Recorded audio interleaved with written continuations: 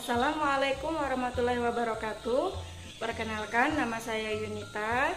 Sekarang saya bekerja di SMA Negeri 1 Konohan dengan tupoksi guru mata pelajaran matematika. SMA Negeri 1 Konohan adalah sekolah menengah atas yang terletak di Kabupaten Kutai Kartanegara, Provinsi Kalimantan Timur. Sebelumnya, saya telah memulai karir sebagai seorang guru sejak tahun 2015 di SMA Negeri 1 Kembang Janggut. Saya sedang mengikuti pendidikan profesi guru kategori 1 dalam jabatan di Universitas Mula Warman pada tahun 2022. Dalam kesempatan ini, saya akan menceritakan praktik baik atau best practice terkait pengalaman saya dalam mengatasi permasalahan peserta didik dalam pembelajaran matematika di SMA Negeri 1 Konohan.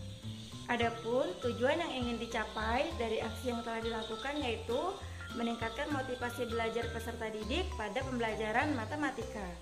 Hal ini berdasarkan dari masalah yang sudah saya angkat pada LK 1.1, yaitu identifikasi masalah yang sudah dilaksanakan sebelumnya. Berdasarkan LK 1.2, yaitu pada eksplorasi penyebab masalah yang juga sudah dilaksanakan pada tahap sebelumnya, yang diperoleh dari kajian literatur dan wawancara dengan rekan sejawat dan pakar terkait. Maka penyebab dari masalah yang saya alami mengerucut pada dua hal: mengajar guru yang selalu sama atau menggunakan metode konvensional. Kemudian yang kedua, media pembelajaran yang digunakan oleh guru belum tepat atau guru malah belum menggunakan media pembelajaran dalam proses pembelajaran matematika. Praktik baik ini menurut saya sangat penting untuk dibagikan karena saya yakin permasalahan yang saya hadapi juga dialami oleh sebagian guru di seluruh penjuru Indonesia. Sehingga praktik yang saya bagikan ini bisa menjadi referensi untuk Bapak Ibu guru dalam melakukan perbaikan-perbaikan dalam proses pembelajaran matematika. Ya, dalam praktik ini adalah saya sebagai guru yang menyusun skenario pembelajaran dengan menerapkan model pembelajaran inovatif, kemudian mengintegrasikan TIPEK ke dalam proses pembelajaran tersebut, serta menerapkan 4C. Dalam hal ini, saya juga menyusun perangkat yang terdiri dari RPP, bahan ajar, media pembelajaran, lembar kerja peserta didik, dan bahan evaluasi. Untuk tantangan yang saya hadapi, ada dua jenis tantangan. Yang pertama yaitu tantangan berdasarkan eksplorasi penyebab masalah. Tantangan saya yang pertama, saya harus menentukan model pembelajaran inovatif yang tepat berdasarkan karakteristik siswa dan materi yang saya pilih, serta permasalahan yang saya hadapi. Kemudian yang kedua, saya harus membuat dan menyajikan media pembelajaran yang menarik bagi siswa, serta menyesuaikan dengan materi yang akan saya sampaikan. Kemudian untuk tantangan yang kedua yaitu berupa teknis dalam pelaksanaan aksi yang saya laksanakan. Yang pertama yaitu dalam proses pembelajaran guru masih terlalu kaku karena belum terlalu memahami langkah pembelajaran problem based learning, karena ini merupakan pengalaman pertama bagi guru dalam menerapkannya pada proses pembelajaran. Yang kedua, guru masih kurang percaya diri dalam melaksanakan proses pembelajaran di hadapan kamera. Dan yang ketiga, guru masih belum terampil dalam mengatur durasi waktu pada proses kegiatan inti. Yang keempat, peserta didik belum terbiasa dengan model yang diterapkan. Karena peserta didik belum terbiasa melaksanakan proses belajar dan mengajar di hadapan kamera, sehingga beberapa peserta didik kehilangan konsentrasi.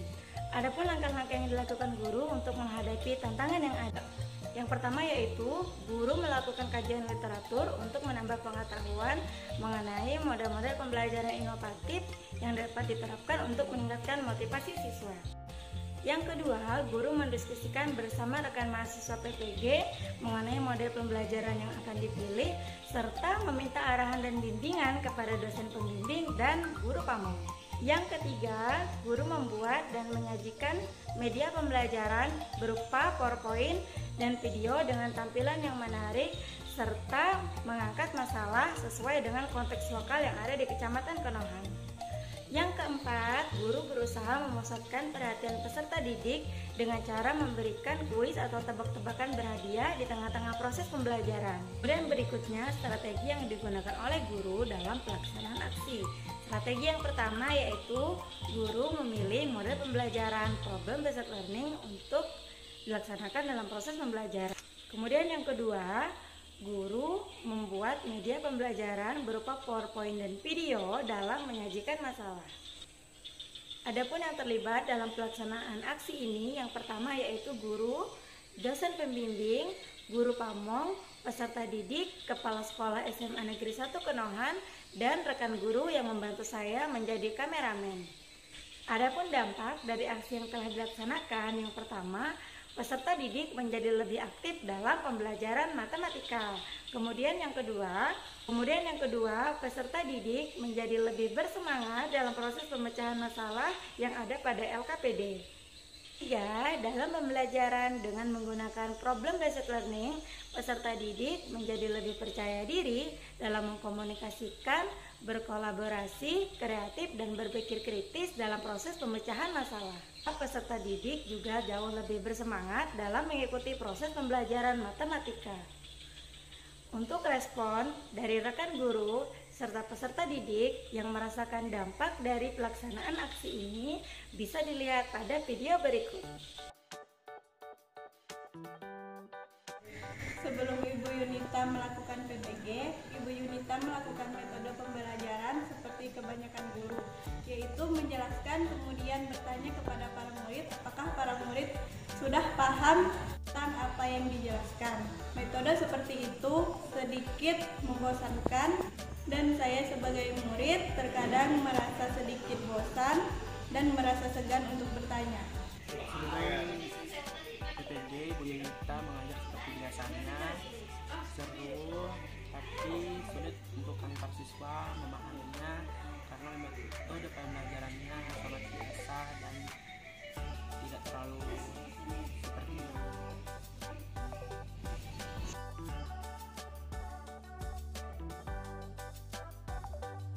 Saya mengenal Bu Yunita adalah seorang yang punya sosok yang ceria. Tapi pada awalnya sebelum Bu Yunita mengikuti PPG, saya melihat kalau sikap idealisnya itu masih agak tinggi. Seperti biasanya anak-anak muda biasa menganggap diri mereka itu kan lebih atau sebagai seorang guru, saya ini guru loh. Mungkin kayaknya seperti itu, walaupun tidak sepenuhnya seperti itu. Nah, sehingga ada sebagian siswa yang merasa agak takut, ada sebagian juga yang agak minder.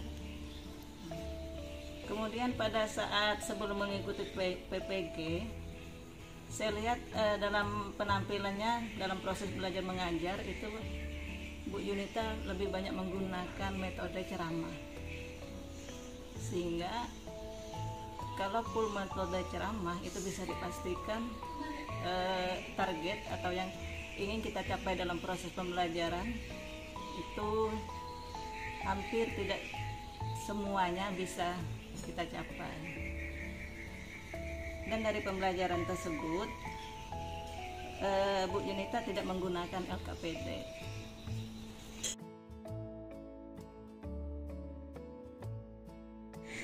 Setelah Ibu Yunita melakukan PPG, cara menjelaskannya jauh lebih menarik dan mudah dipahami karena Ibu Yunita membuat suasana kelas menjadi lebih nyaman. Dan mengajarnya pun sangat berbeda daripada biasanya. Biasanya kami hanya belajar perorangan, sedangkan pada saat PPG kami dikelompokkan, dan itu membuat saya dan teman-teman menjadi lebih paham apa yang disampaikan oleh Bu Yunita. Inilah setelah mengikuti PPG, perubahannya sangat jauh lebih bagus, menyenangkan, seru, dan mudah dipahami. Jadi kami para siswa bersemangat untuk belajar lebih baik lagi dan seru.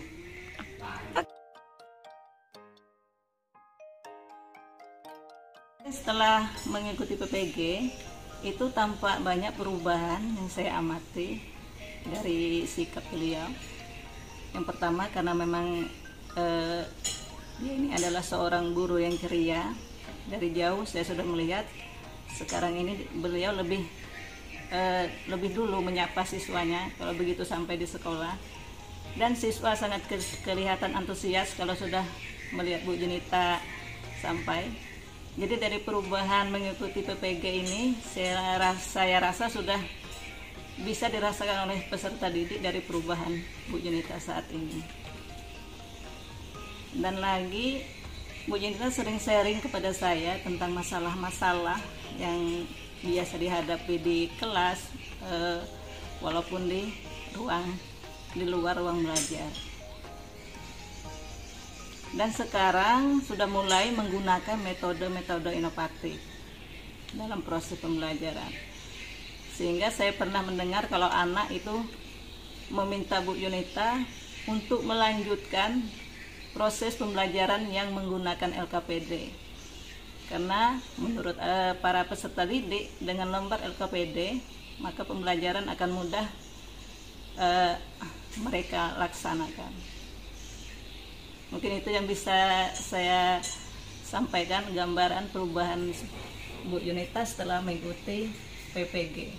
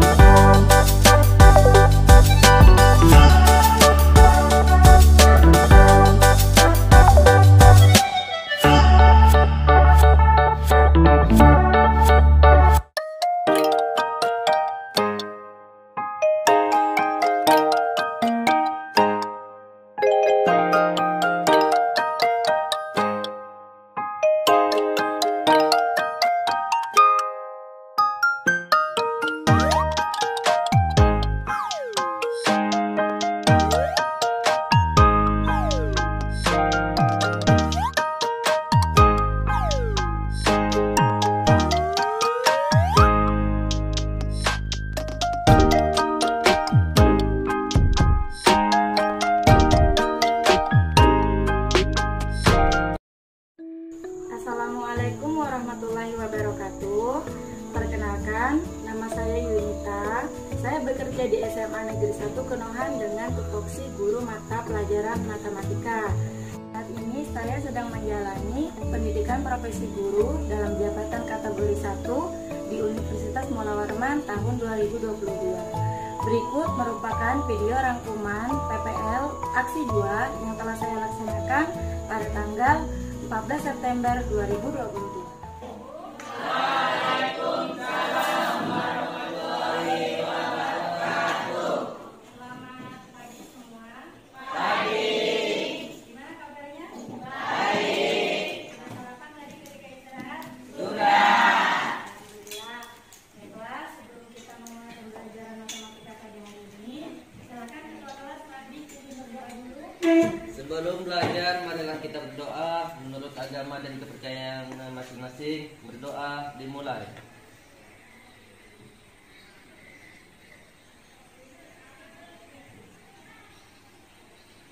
Berdoa selesai. Ibu absen dulu ya. Hadir semua? Ada yang nggak hadir? Siapa? Ada yang tahu apa keterangannya? Jawabannya dalam bentuk tabel distribusi frekuensi untuk nilai tunggal. Adakah yang bisa menjawab bagaimana cara menghitung rata-rata dari tabel distribusi frekuensi itu? Ya, silakan Inaga. Dengan cara 60 dikali 7 ditambah 70 dikali 13 ditambah 80 dikali 6 ditambah 9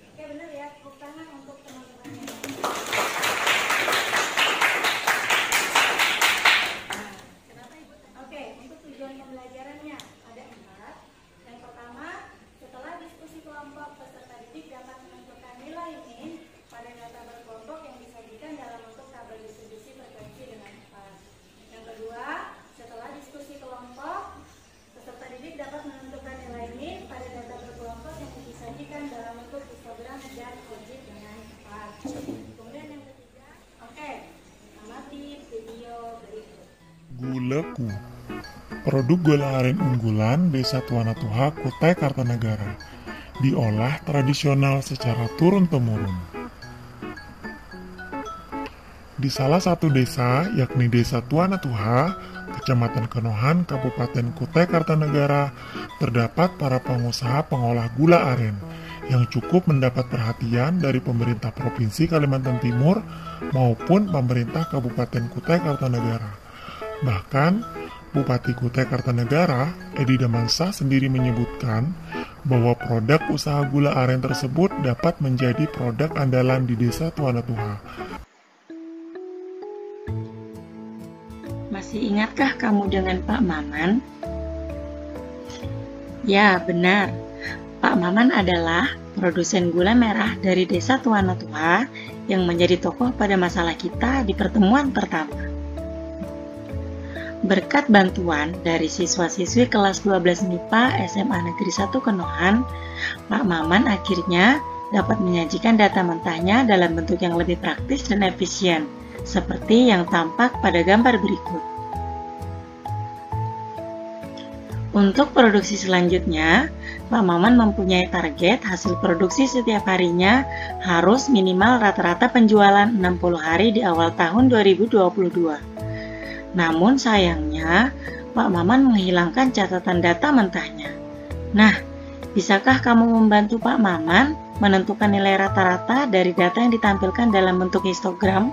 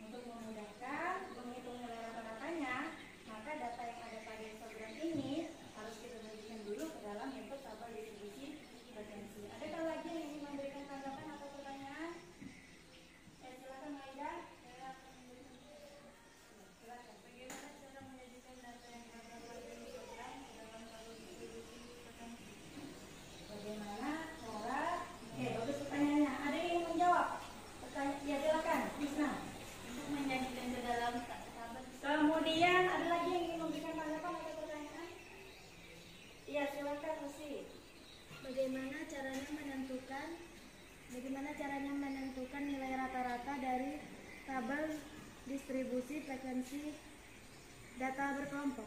Oke, akan belajar bersama ya bagaimana sih caranya menentukan nilai rata-rata dari data berkelompok dalam tabel distribusi frekuensi. Oke, untuk rumusnya perhatikan sigma atau jumlah seluruh dari hasil kali frekuensi dengan titik tengah dibagi jumlah seluruh frekuensi. Untuk rumus rata-rata pada tabel distribusi frekuensi untuk data berkelompok. Pusing nggak lihat rumusnya? Oke, kita lihat gimana sih cara menggunakan rumusnya ini. Nah, ada yang mau bacakan ini soalnya? Ya silakan Dea, bacakan soalnya. Ingat dengan kelompoknya yang sudah dibentuk kemarin? Silakan berkumpul dengan kelompoknya.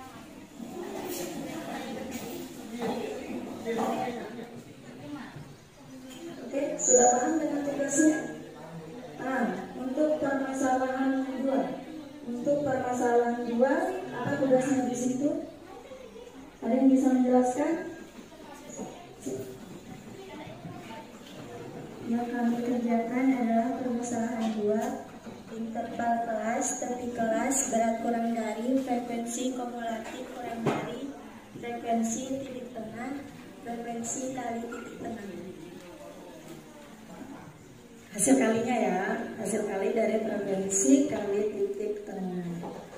Kalau menentukan frekuensi kelasnya, gimana caranya? Sudah paham apa belum? Ada yang bisa menjelaskan? Siapa yang menjelaskan? Di sini?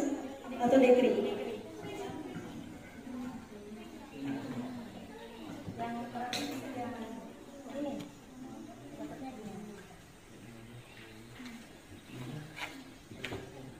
Cara mendapatkannya frekuensi kumulatif kurang dari yang sekarang sekarang dikurang dengan yang sebelumnya. Ya, berarti sudah paham ya. Silakan dilanjutkan diskusinya.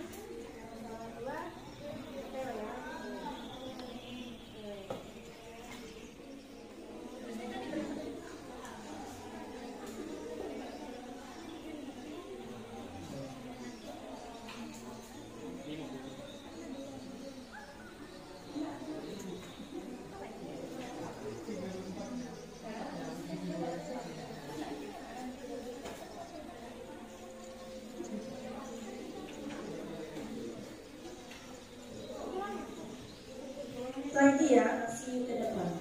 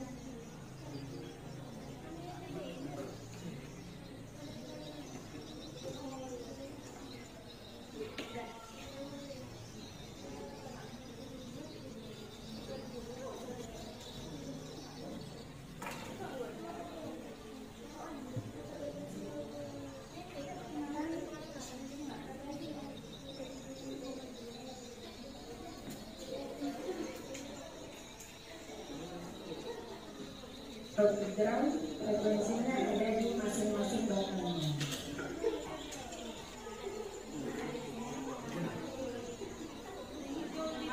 Bapak dua, sudah? Oke, dimulai dari kelompok 1. Silakan perwakilan dari kelompoknya.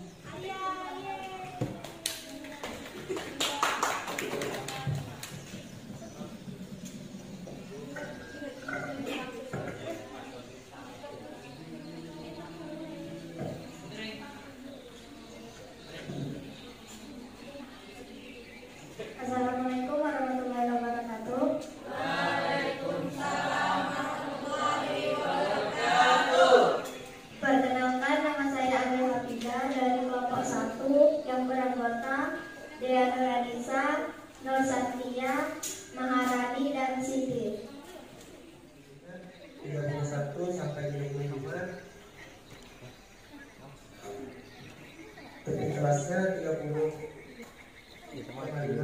Sampai 35. Berarti kurang dari 25,5.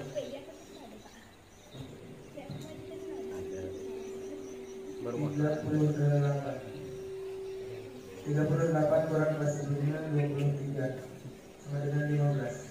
Potong. Lanjut, interval kelas sebelumnya 26 sampai 20.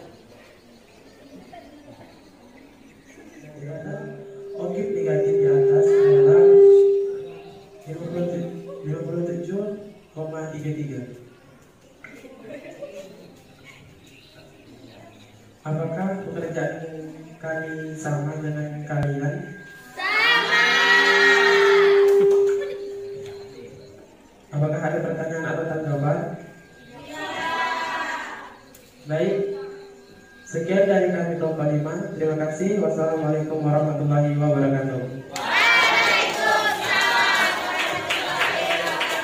Kita menyimpulkan dari hasil pembelajaran kita hari ini. Anak-anakku, adakah yang ingin menyampaikan kesimpulannya? Ya, silakan, Maya.